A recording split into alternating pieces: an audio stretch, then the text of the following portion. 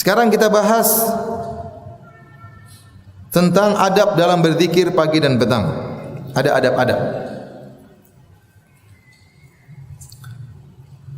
Yang pertama, hendaknya kita tidak membaca zikir pagi petang kecuali yang sahih.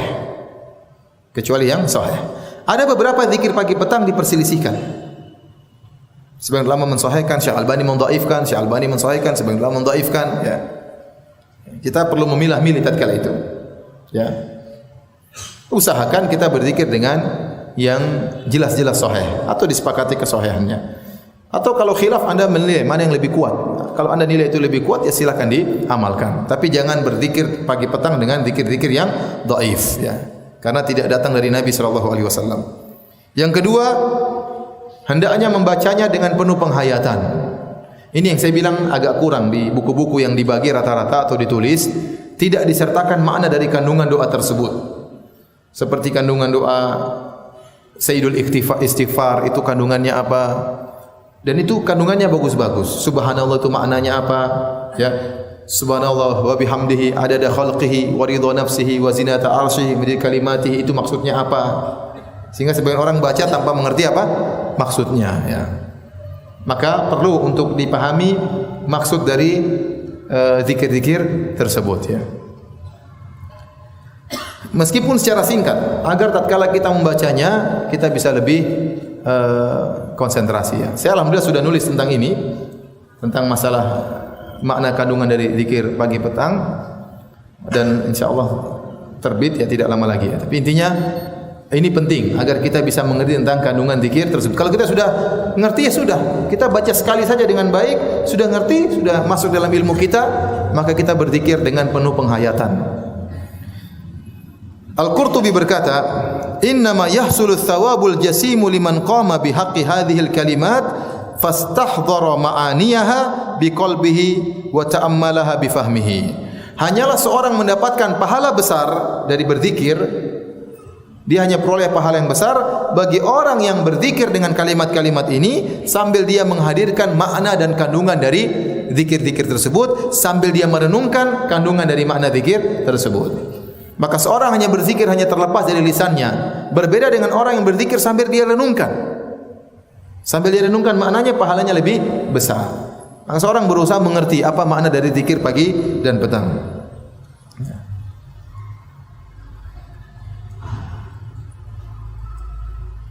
Baik, oleh karenanya ada perkataan indah dari Syekh Muhammad Mukhtar Asy-Shinqiti rahimahullah. Ya, beliau berkata, "Madumta taqra'ul adhkar fa abshir bikulli khair." Selama engkau kebiasaanmu adalah membaca zikir-zikir, di antaranya zikir pagi petang, maka bergembiralah. Hatta wala asabatka musibatun, meskipun kau terkena musibah. Fa inna Allah yukhrijuka min dhiqiha wa balaiha wa karbiha bimathaqil hasanat lati lam takhtur ala balik. Maka kalau kau terjebak dalam musibah, sementara kau suka berzikir kepada Allah di antaranya zikir pagi petang, maka Allah akan keluarkan kau dari kesulitan musibah tersebut, karena begitu banyak pahala yang kau raih dengan zikir-zikir yang selalu kau lantunkan.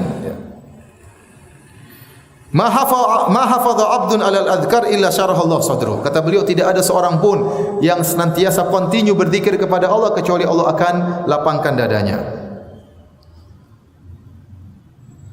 Wallahi alladzi la ilaha illahu la tajidu ahadan makruban wala mankuban wala dhaqat alaihi dunya bihumumihi wa humumi ahlihi wa waladihi wa lazimal adhkar as-sabah wal masa illa la ja'alallahu lahu min baini atbaqid dunya farajan wa makhrajan. Kata beliau, demi Allah yang tidak ada sembahan yang berhak disembah kecuali Allah, tidak kau mendapati seorang pun dalam terkena musibah, dalam kondisi kesulitan, dunia terasa sempit baginya, disibukkan dengan urusan dirinya, urusan istrinya, urusan anak-anaknya, kebutuhan istrinya, kebutuhan anak-anaknya, tetapi dia senantiasa melazimi zikir pagi dan zikir petang, kecuali Allah akan memberikan dia jalan keluar dan solusi.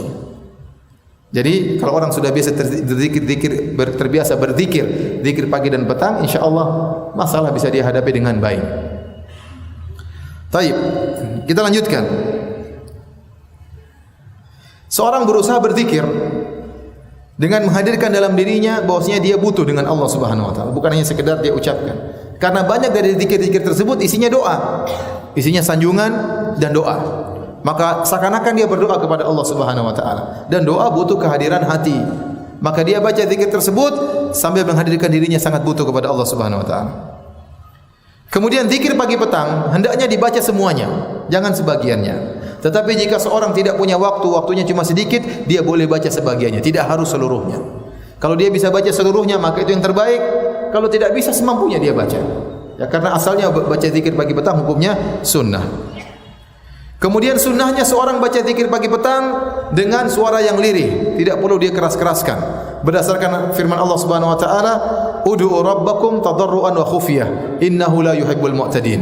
Berdoalah kepada Allah Subhanahu wa taala dengan penuh ketundukan dengan suara yang lirih. Sungguhnya Allah tidak suka dengan orang-orang yang berlebih-lebihan. Ya. Dari sini kita tahu zikir pagi petang tidak disyariatkan berjamaah, tidak perlu berjamaah rame-rame membaca zikir apa? Pagi petang. Tidak pernah dicontohkan oleh Nabi dan tidak pernah dicontohkan oleh para sahabat. Masing-masing berzikir sendiri-sendiri. Ustaz, saya tidak bisa, maka saya perlu diajari. Enggak apa-apa. Berjamaah sesekali untuk diajari. Tapi kalau sudah bisa, maka berzikir sendiri-sendiri. Kemudian Ustaz, saya tidak bisa zikir pagi petang, tapi saya dengar teman saya berzikir pagi petang, saya dengar dengan saksama. Apakah saya dianggap zikir pagi petang? Jawabannya belum. Kau cuma mendengarkan zikir pagi petang. Belum berzikir pagi dan petang. Kemudian tidak disyariatkan berzikir pagi petang dengan mengangkat tangan. Meskipun di antara zikir-zikir tersebut ada isinya doa. Kenapa? Karena Nabi tidak pernah berzikir pagi petang dengan mengangkat apa? Tangan. Maka meskipun isinya doa, tetap saja kita berzikir dengan zikir biasa. Tidak harus berzikir pagi petang dalam kondisi suci. Benar kalau Anda berwudu, berzikir pagi petang lebih afdal. Tetapi kalau Anda tidak berwudu, maka tidak jadi masalah. Bahkan dalam kondisi junub boleh berzikir pagi dan petang. Karena dalam hadis Aisyah berkata, "Kana Nabi sallallahu alaihi wasallam yadhkurullaha ala kulli ahyanihi." Rasulullah sallallahu berzikir kepada Allah dalam segala kondisinya. Kata Aisyah dalam segala kondisinya berarti umum, baik dalam kondisi bersuci atau dalam kondisi apa? Junub, beliau senantiasa berzikir kepada Allah Subhanahu wa taala. Hanya saja khilaf di kalangan para ulama. Kalau zikir tersebut ada ayat-ayat Al-Qur'annya. Contoh di antara zikir pagi petang ada ayat kursi. Ada qul huwallahu ahad, ada qul a'udzu birabbil falaq, ada qul a'udzu birabbin nas. Apakah orang yang junub boleh berzikir pagi petang dengan membaca ayat-ayat Al-Qur'an tersebut?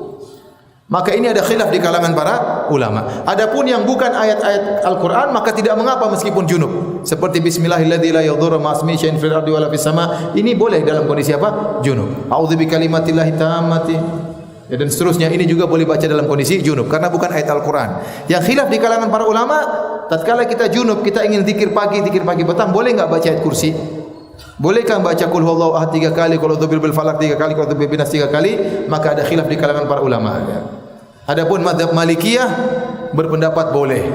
Mazhab Malikiyah berpendapat boleh karena mereka mengatakan Anda membaca ayat-ayat ini bukan dalam rangka tilawah. Yang dilarang adalah membaca Al-Qur'an, bertilawah Al-Qur'an dalam kondisi junub, tetapi Anda membaca ayat-ayat ini dalam rangka untuk berzikir, untuk wirid aja. Sebagai zikir pagi petang bukan dalam rangka untuk bertilawah, maka Anda tidak buka dengan a'udzubillahi minasyaitonir rajim, bismillahirrahmanirrahim, Allahu la ilaha illa huwal hayyul qayyum, karena Anda tidak sedang bertilawah. Faham? Anda tidak buka dengan a'udzubillahi minasyaitonir rajim. Ini pendapat Malikiyah. Pendapat sebagian ulama mengatakan tidak boleh. Selama itu ayat Al-Qur'an, maka tidak boleh. Jadi yang lebih hati-hati untuk ayat Al-Quran tidak usah dibaca tatkala junub. Yang lebih hati-hati. Tapi kalau ada yang baca, kita katakan ada khilaf di kalangan para ulama. Taib, azan Isya, nanti kita lanjutkan lagi insyaallah taala. Bismillahirrahmanirrahim. Assalamualaikum warahmatullahi wabarakatuh. Alhamdulillah, salatu wassalamu ala Rasulillah wa ala alihi wa sahbihi wa ala. Kita lanjutkan sedikit lagi tentang fikih zikir pagi dan petang. Jadi telah kita jelaskan bahwasanya orang dalam kondisi tidak bersuci, dalam kondisi junub boleh berzikir pagi dan petang kecuali membaca ayat kursi, qul huwallahu ahad, qul a'udzu birabbil falaq, qul a'udzu birabbin nas. Makin ada khilaf di kalangan para ulama. Karena dia termasuk ayat kan Rasulullah SAW melarang orang junub baca Al-Qur'an, ada hadisnya. Maka sebagian ulama seperti ulama Malikiyah berpendapat boleh meskipun junub boleh baca ayat kursi, 3 qul. Kenapa? Karena bacaannya bukan niatnya untuk baca tilawah. Maka tidak dibuka dengan a'udzubillahi minasyaitonirrajim, tetapi kita baca sebagai zikir. Ya, kebetulan zikir tersebut berbentuk ayat-ayat Al-Qur'an. Ya, maka tidak mengapa. Ini pendapat ulama Malikiyah. Sebagian ulama mengatakan tidak boleh karena itu termasuk dari ayat-ayat Al-Qur'an, maka tidak boleh dibaca dengan dalam kondisi junub. Yang lebih hati-hati kita tidak membacanya tatkala kondisi apa? Junub. Tapi kalau ada yang baca maka ini masalah khilafiyah, tidak bisa kita ingkari karena sisi pendalilannya juga kuat. Kemudian berikutnya kalau kita baca zikir pagi petang terkadang ditulis dalam buku-buku, maka tidak mesti berurutan, tidak mesti yang pertama ini, kedua ini, tidak. Yang penting kita semuanya baca, semuanya kebaca. Mana di luar tidak jadi masalah. Kemudian yang terakhir, kalau kita sudah selesai dari zikir pagi maupun zikir petang dan kita masih ingin berzikir lagi, maka boleh berzikir bebas tanpa jumlah tertentu. Mau bertasbih bebas berapa saja, bertahlil bebas berapa saja, bertakbir bebas berapa saja, bertahmid bebas berapa saja, bersolawat kepada Nabi bebas berapa saja, ya, la haula wala quwata illa billah bebas berapa saja, terserah. Dan di antara zikir yang afdal adalah baca Al-Qur'an. Jadi zikir-zikir pagi petang yang rutin, yang sebagaimana diajarkan oleh Nabi SAW. Kalau kita sudah selesai, kita boleh baca Quran, boleh berzikir yang lainnya, terserah tanpa bilangan tertentu.